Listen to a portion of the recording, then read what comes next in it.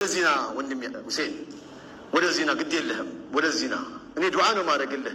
ያንተን ነገር ባየው ቁጥር እንባይ ይመጣል። ሐቂቀተን ምንም ነገር አልሰጠውም። ዱዓ ነው ማድረግለት። አላህ ይጠብቀው፣ አላህ ይጠብቀው። ሐቂቀተን ብዙ መናገር ኸይር የለውም። የሌሎችን ሰዓት መግደል ሊሆን ይችላል። አላህ መርቶት ሰውን በራሱ እንቅስቃሴ አድርጎ ይሄዳል። ይሄ ወንድም የቅድም የተጠቀሰው ፈቂህ አስፋልት ላይ ባየሁት ቁጥር ያሳዝነኛል። ወላሂ ሳብ አደርገውና ና ሻይን ጠጣ ናወት እምቢ ነው የሚልህ፣ እምቢ ነው የሚልህ። በግድ ነው በግድ ቁጭ ብሎ አንዳንድ ነገር እንዘያየር ነበር።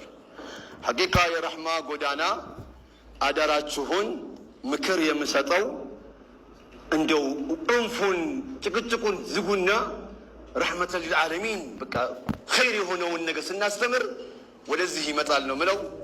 በመጨረሻም ንግግር የምዘጋው ከሚገርመኝ ሰው መካከል አንዱ ኩዌታዊ አህለል ኸይር የነበረ ወደ አኼራ የሄደ ሼክ አብዱራህማን ሱመይት ረሒመሁላህ። የሚገርመው ሼክ አብዱራህማን ሱመይት ወደ 11 ሚሊዮን ሰው ነው ያሰለመው። እዛ ፓርላመንት ላይ ስብሰባቸው ቦርድ ላይ አንድ ቀን ምን ተናገረ? አላህ በአሁኑ ሰዓት ደረቴን ከፍቶ ቢያሳያችሁ አፍሪካ ሀገር ላይ የቱ ጋር ነው ውሃ ያልጠጣው የሚል ጭንቀት ያገኛል እንጂ ሌላ አያገኝብኝም ያለው። ይሄ ሰውዬ አንድ ቀን ማይክሮፎን ይዞ ዳዕዋ አላደረገም፣ ግን 11 ሚሊዮን ሰው አሰለመ። በምን አሰለመ?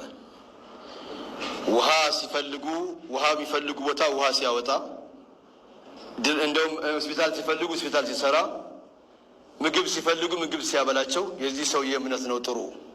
ስለዚህ ረሕማ ጎዳና ሲንቀሳቀሱ በየክፍለ ሀገሩ የራባቸውን ያያሉ፣ የጠማቸውን ያያሉ፣ የተቸገረውን ያያሉ።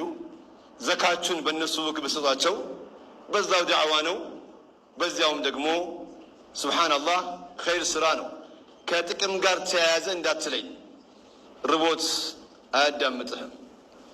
ወኢን መከናሁም ፊል አርድ አቃሙ ሰላት ይፈልጋልና እንቅስቃሴውን ለማሟላት የሚለውን ነገር አደራችሁን ተጋግዛችሁ ይህንን ስራ እንስራን ምለው። ሐቂቃ ወጣቶች ናቸው፣ ብዙ ጊዜ ይጠሩኛል ጎዳና ላይ። እንደው አላህ ካለ ኢንሻአላህ እንደው ውጤት አለው። ለቅሶ ላይ ዳዕዋ አደርጋለሁ፣ ድንኳን ስር ቀብር ላይ ዳዕዋ አደርጋለሁ፣ ሰርግ ላይ ዳዕዋ አደርጋለሁ። ወደ ጎዳናም ኢንሻአላህ እንወጣለን። አላህ እንደው ሳንወጣም በከረማ የምናሰልም አላህ ያደርገን።